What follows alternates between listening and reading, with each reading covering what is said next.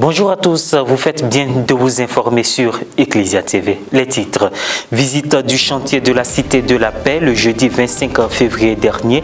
Une équipe d'Ecclesia TV, la télévision catholique de Côte d'Ivoire, s'est rendue sur le site de construction dans l'enceinte du siège de la conférence des évêques catholiques de Côte d'Ivoire, si à la Rivera 3, pour voir l'avancée des travaux. Le point dans cette édition. Et puis la Côte d'Ivoire fait partie de l'un des premiers pays africains à recevoir ses premières doses de vaccins contre la maladie à coronavirus COVID-19. La réception des 504 000 doses de vaccins s'est faite dans la matinée du vendredi 26 février 2021 à l'aéroport Félix Houphouët-Boigny de Port-Bouët. Le jeudi 25 février 2021, une équipe d'Ecclesia TV, la télévision catholique de Côte d'Ivoire, s'est rendue sur le site de la Cité de la Paix, à la Rivera 3, pour sa visite mensuelle. Bien qu'étant dans le temps de carême, force a été de constater que les travaux de construction se poursuivent. Les membres de l'équipe y ont rencontré M. Aïzi Alain, dirigeant de la structure ETIFA en charge des travaux. Un compte rendu de Bissé Maria, commentaire Roxane Hénou. Siège de la conférence des évêques catholiques de Côte d'Ivoire, à la Rivera 3, dans la commune de Cocody. Depuis la visite du 20 janvier dernier, les travaux de construction de la Cité de la Paix ont connu une évolution notable. Monsieur Aïzi Alain, dirigeant de la structure ETIFA, en charge des travaux, a expliqué que plusieurs activités ont été menées. Je vous ai dit qu'on allait faire un chaînage bas pour couronner, pour ceinturer tous les poteaux et raidisseurs. Et en plus de cela, on allait faire un remblai. On a fait le remblai, on a compacté le remblai qu'on a porté. Et puis après ça, maintenant, on a apprêté la plateforme pour couler le dallage. Donc vous allez voir que le dallage de la plateforme A, que ce soit le bâtiment 1 et le bâtiment 2, sont pratiquement coulés à 100%. Voilà, maintenant nous avons commencé l'élévation des murs 20 et des murs 15 au bâtiment 1 de la plateforme A. Mais le bâtiment 2, on n'a pas encore commencé. C'est parce qu'on n'a pas assez d'effectifs pour le moment. Donc la plateforme A, on a fini avec le dallage. Nous sommes au niveau de l'élévation des murs. Donc nous, d'ici 3 jours, nous aurons fini avec tout ce qui est élévation de murs et nous serons en train de préparer la première dalle du bâtiment. Nous avons commencé la semaine passée les fouilles. Comme vous avez vu, ici au niveau de la plateforme B, c'est différent de la plateforme A. Parce que ici, c'est carrément les poteaux isolés. C'est les semelles isolées en fait. Voilà, c'est pourquoi les fouilles sont un peu comme des fouilles en tour. C'est différent d'ici où les semelles étaient les fouilles en rigole. Voilà, donc on a commencé ici, on a déjà poulé le bouton de propreté, on a poulé quelques semelles. On va commencer à faire sortir les poteaux qui sortent depuis la fondation et ils vont se faire voir au fur et à mesure qu'on va évoluer. Donc, ce qui concerne la plateforme B. La plateforme C, on n'a pas encore commencé parce que les plans ne sont pas encore validés là-bas. Voilà un peu comment le chantier se déroule. Soulignons qu'actuellement, au niveau de la plateforme A, la préparation pour couler la première dalle est en train d'être faite. Les travaux ont également démarré sur la plateforme B. Vu que celle-ci n'est pas horizontale, la fouille du sol s'est faite en trou et non en rigole, contrairement à la plateforme A.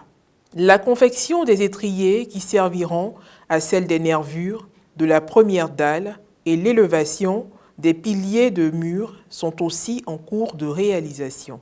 La preuve est irréfutable. Bientôt, des bâtiments sortiront du sol.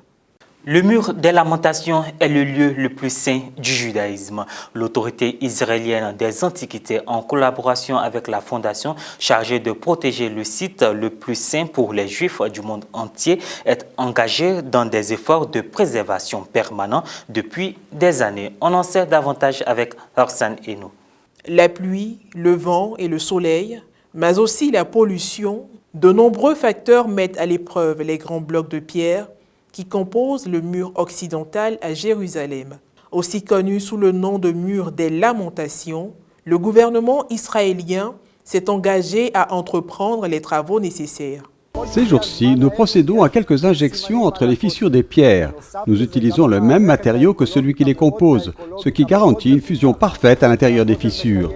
Parmi les causes de ces fissures, on trouve les tremblements de terre qui ont frappé la ville dans le passé et les racines des nombreuses plantes qui ont poussé au cours des siècles. Cet écosystème naturel particulier, qui fait maintenant partie intégrante du mur, est également protégé. Pour chacune des centaines de pierres qui composent le mur occidental, nous avons créé une sorte de carte d'identité comportant des dizaines de paramètres dont la taille, les caractéristiques physiques et l'état de conservation. Depuis le début de la pandémie de coronavirus, la place ressemble à cela, divisée en secteurs organisés pour prévenir la propagation de la contagion et en même temps pour garantir le nombre minimum de 10 personnes qui rend la prière publique valable. Des cloisons en plastique et des tentes resteront pour les festivités à proximité. La Pâque approche et de nombreuses personnes vont venir sur cette place. Il est donc nécessaire d'assurer leur sécurité.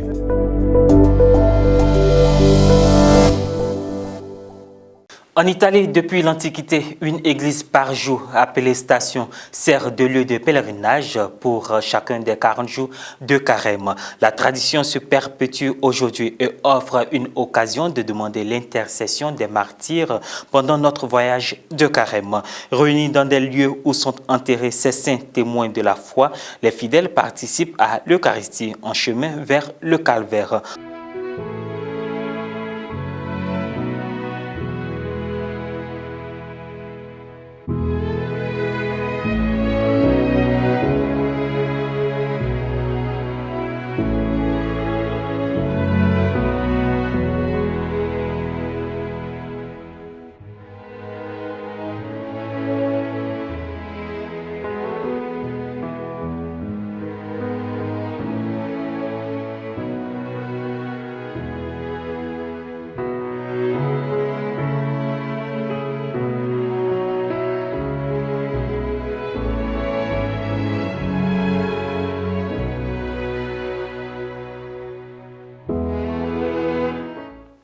Santé à présent, la Côte d'Ivoire, comme plusieurs de ses pairs africains, a intégré l'initiative COVAX, destinée à mettre les vaccins à la disposition des pays qui en ont besoin.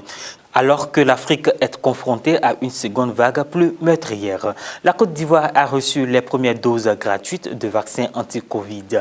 La réception des 504 000 doses ont été livrées dans la matinée du vendredi 26 février par la compagnie aérienne Emirates. Après cette livraison, le démarrage de la vaccination contre la Covid-19 est prévu le 1er mars 2021 sur toute l'étendue du territoire national selon un chronogramme qui sera élaboré. Rappelons que l'initiative COVAX vise à fournir 2 milliards de doses des vaccins anti-Covid aux pays pauvres d'ici 2021. Cependant, l'énorme retard accusé dans l'implémentation du programme a poussé plusieurs pays africains à entamer des négociations bilatérales avec les firmes et pays produisant les vaccins. Dans cette optique, la Chine et la Russie ont livré ces dernières semaines plusieurs milliers de doses de leurs vaccins aux Seychelles, au Maroc et en Algérie.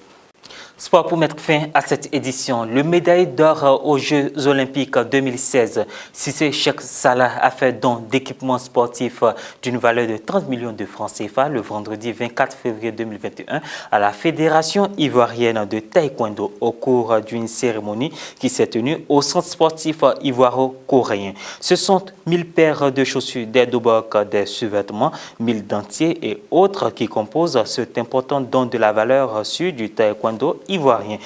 Détentrice de la médaille d'or olympique dans la catégorie des moins de 80 kg hommes et du bronze chez les moins de 67 kg dames, la Côte d'Ivoire prendra part aux Jeux olympiques de Tokyo prévus du 24 juillet au 9 août 2021.